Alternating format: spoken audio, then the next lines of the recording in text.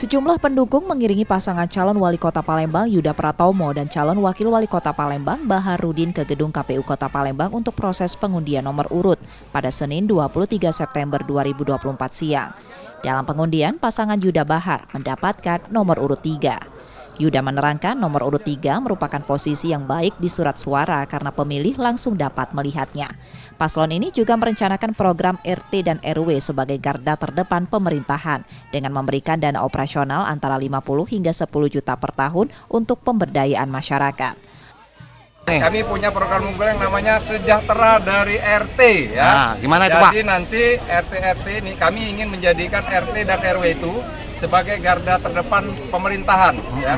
Oleh karena itu kita memberikan dana operasional RT yang nilainya 50 sampai 100 juta per tahun ya, yang bisa digunakan untuk operasional ya, untuk BBM, ATK, untuk pemberdayaan masyarakat, koperasi ya, untuk memperbaiki fasilitas-fasilitas umum yang kecil-kecil.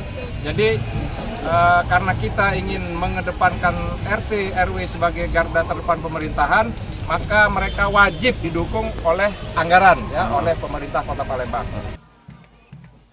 Untuk masa kampanye, pasangan Yuda Bahar masih menunggu jadwal yang ditetapkan KPU Kota Palembang. Yudi Kiswanto, Kompas TV, Palembang, Sumatera Selatan.